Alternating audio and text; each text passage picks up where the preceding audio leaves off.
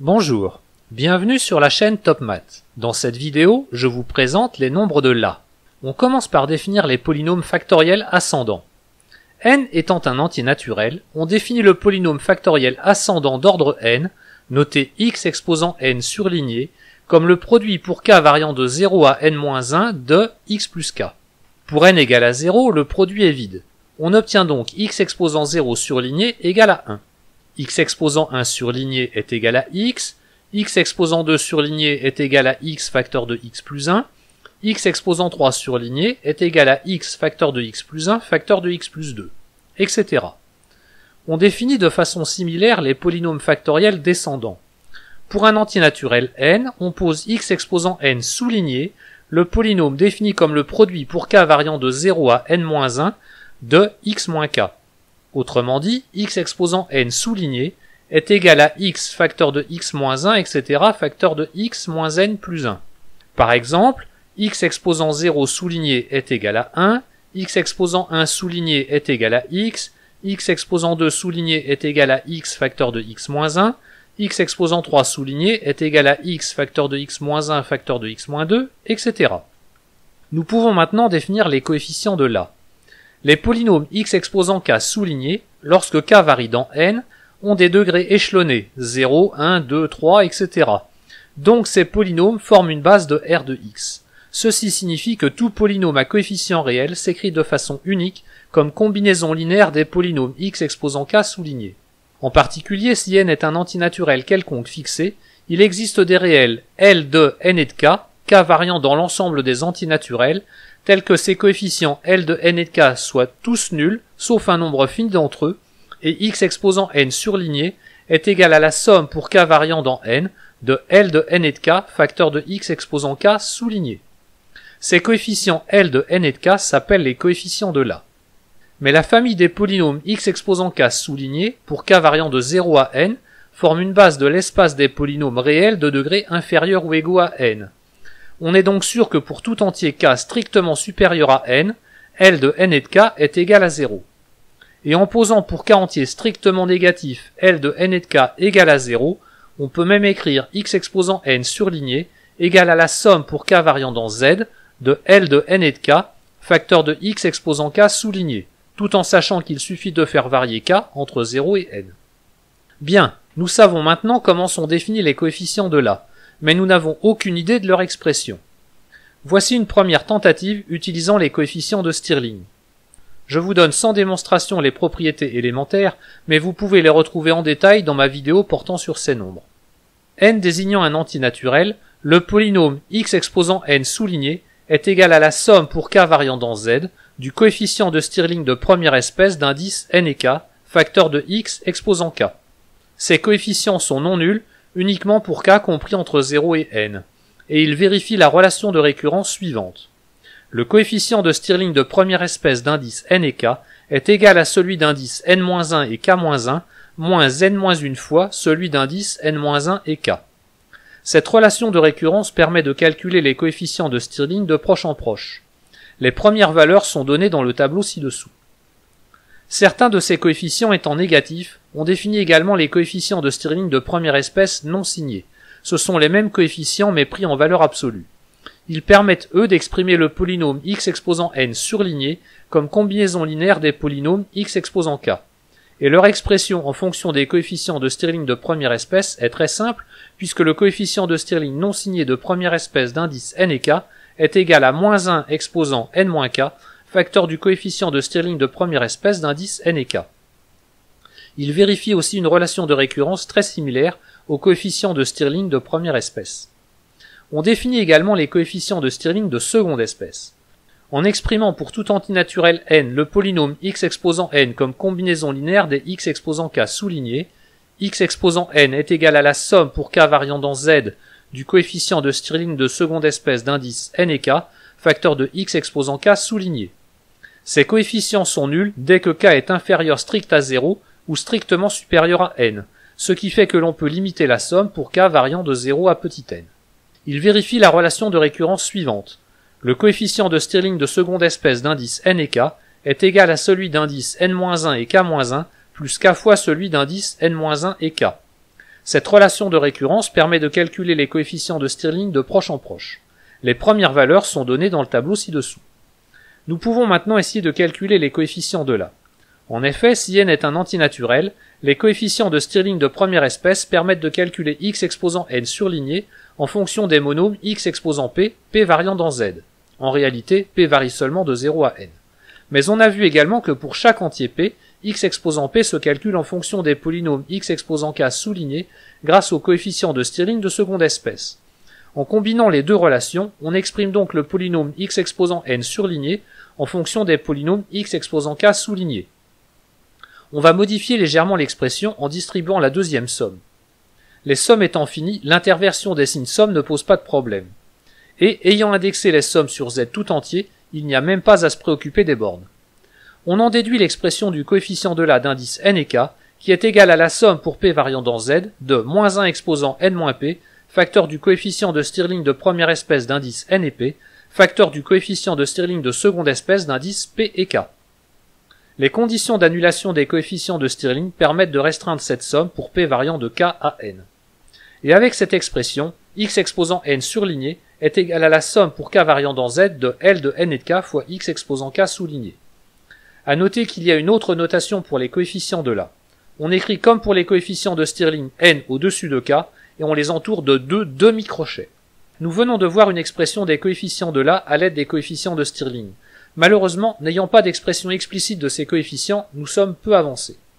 Par contre, les coefficients de Stirling de première ou seconde espèce vérifient des relations de récurrence simples. On peut espérer qu'il en soit de même pour les coefficients de là. Fixons n un entier naturel non nul. X exposant n surligné est égal à x exposant n-1 surligné, facteur de x plus n-1. On remplace alors x exposant n-1 surligné en fonction des polynômes x exposant k souligné. On distribue ensuite le facteur x plus n-1, que l'on transforme en l'écrivant x moins k plus n-1. On le scinde alors en deux termes, d'un côté x moins k et de l'autre k plus n-1, ce qui permet d'exprimer x exposant n surligné à l'aide de deux nouvelles sommes. On effectue alors une translation d'indice dans la première somme et on laisse la seconde tranquille.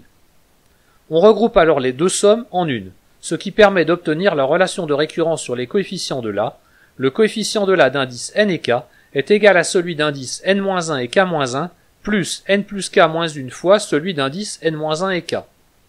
On peut alors calculer les coefficients de là. Comme x exposant 0 surligné est égal à x exposant 0 souligné, sur la ligne 0, le premier coefficient est égal à 1 et tous les autres sont nuls. Je ne les écris donc pas. À partir de cette ligne et de la relation de récurrence, on calcule de proche en proche les autres coefficients.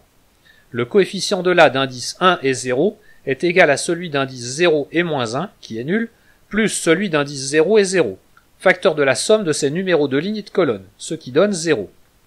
Le coefficient de là d'indice 1 et 1 est égal à celui d'indice 0 et 0, qui vaut 1, plus celui d'indice 0 et 1, facteur de la somme de ces numéros de ligne et de colonne, ce qui donne 1 au total. Et tous les autres coefficients de la ligne 1 sont nuls. On procède de la même façon pour trouver les autres coefficients sur les lignes suivantes. Pour obtenir un coefficient de là, on ajoute à celui situé sur la ligne au-dessus à gauche le produit de celui situé au-dessus par la somme de son numéro de ligne et de son numéro de colonne. Allez, un dernier exemple. Le coefficient de là d'indice 4 et 2 est égal à celui d'indice 3 et 1, c'est-à-dire 6, auquel on ajoute le coefficient d'indice 3 et 2, c'est-à-dire aussi 6, que l'on multiplie d'abord par 3 plus 2, ce qui donne 6 plus 6 fois 5 égale à 36. Nous avons trouvé, grâce à la relation de récurrence, un moyen de calculer de proche en proche les coefficients de là. Nous allons essayer de trouver une expression explicite par un moyen détourné. Pour cela, considérons le problème de dénombrement suivant. K et n désignant deux entiers naturels, on note R de n et de k, le nombre de rangements de n boules discernables, par exemple elles ont été numérotées de 1 à n, dans k boîtes indiscernables. Les rangements des boules dans les boîtes doivent être ordonnés. On peut imaginer que chaque boîte dispose de cases qui permettent de maintenir les boules dans l'ordre dans lequel elles ont été placées. Par contre, les boîtes étant indiscernables, leur ordre n'intervient pas. On impose enfin qu'aucune des boîtes ne doit rester vide. Voici les premiers exemples pour un nombre de boules inférieur ou égaux à n.